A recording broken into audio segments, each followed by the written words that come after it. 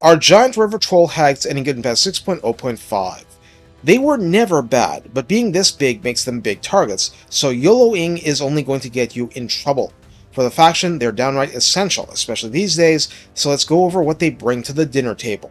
Recruited for a nominal 1000 gold but 175 upkeep. On Ultra this gets you 5619 hit points. Armor is a healthy 50, missile resistance the standard 15%, leadership is only 55, so don't get careless. Speed 54 and charge speed 78 is very brisk for a hero on foot, exactly on pace with trolls generally. Melee attack 25 is shockingly low, but this is a caster. Attack interval 4 is the standard value. Splash target size is large, so fellow trolls on down, and max targets damaged is 4. Melee defense base 32 isn't actually that bad. Weapon strength 360 is base 135, and armor piercing 225, lower than we'd like, but not terrible. Charge bonus is 24 and mass is 3000. This hero has old school regeneration, therefore fire weakness 20% included, has overwhelming odor and area effect -6 melee attack to enemy forces, and is aquatic, which means extra benefits when fighting in shallow water. The Hag also comes default with Swamp Breath, a very swampy magic missile attack, 3 uses, 60-second cooldown, range 60 meters only, and you can't use it in melee. Damage is 216 impact, 50% armor piercing, and 54 explosive, of which 100% is armor piercing. People don't seem to like the targeting. Well, it's free, see what it can do for you. In the skill tree, as an embedded hero, the Hag provides Replenish Troops, your only source of this in the faction, and it's become harder to replenish your forces as Greenskins, so this is a pretty big deal. This is yet another spread control hero, nothing special about that. Agent actions are still technology, wound, and the always popular assault units, with specialists reducing the cost of these actions.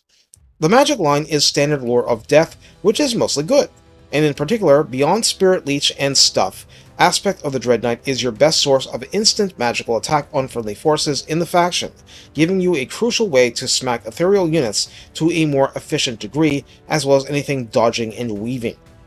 In the top line, besides Dodgy Geezer, the standard 10% missile resistance boost, Slimy Shanks, available at rank 8, adds 8% hit points and 15% fire resistance, which makes the -20% fire resistance almost even out.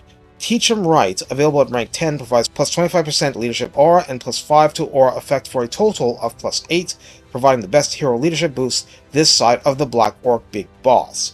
At rank 16, Bag Batterin is available, adding plus 10% weapon strength, and adding Horrible Smell, reducing leadership of impacted targets, literally impacted from melee attacks, by 6 for 10 seconds. And these kinds of debuffs aren't psychology attacks per se, so they'll work on undead.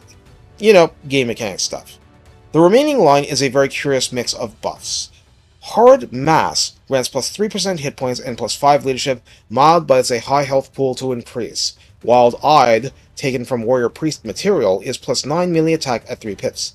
Devastating Charge adds up to plus 30 flat charge bonus at 3 pips on a hero that started with only 24. Expeditious Endeavor can add plus 15% speed at 3. Conviction adds up to plus 9 leadership at 3, and leadership started pretty low. Mither is an active ability, 3 uses per battle, 75 meter cast range, 15 seconds of -60% speed and charge speed on a single target. If that single target is Scarbrand, you'll appreciate the extra time bought. Fervor is up to 20% weapon strength at 3 pips, and badly needed. Tenacity is up to plus 15% hit points at 3, and like I said, you have more hit points to start with anyway. Soothsaying gives up to plus 40% leadership aura size, which meshes with the earlier top line boost. Hard to Hit grants up to plus 12 melee defense. Finally, Deadly Onslaught is the old traditional boost to weapon strength and charge bonus, and if you get Devastating Charge maxed and then slap this on, it turns the hero into a pretty decent mauler of foes. So how do we use the Giant River Troll Hag? For all the disadvantages and being an arrow magnet, just existing makes the Hag sap enemy melee attack in a bubble around her, and that helps a faction with endemic low melee defense figures. The Hag can become a decent combatant, but is really there for the spells, and while Purple Sun is not as reliable as some blob destroyers, it has power, and Spirit Leech and other tricks have their place and can be very useful. What that lore lacks, the Little and Big Wall lores definitely do have, so they work together very nicely. So whether you're whittling down particular units or particular characters, death can help you out, and the high cost of this lore spells make you have to pace yourself. At least the passive helps recharge wins. The problem, as I've mentioned, is that this hero is a natural arrow magnet, and while regeneration can make her heal that damage, she's also going to tend to take a lot of it.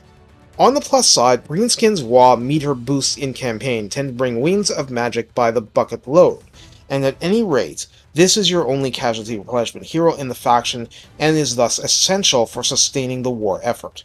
The rest is just what you can do on top of that to create greater effectiveness in battle. If nothing else, Soul Blight is still a great and cheap debuff that softens up the enemy for your base damage heavy forces, and that's a lot of the faction right there. Take care, and have fun bringing death to your foes!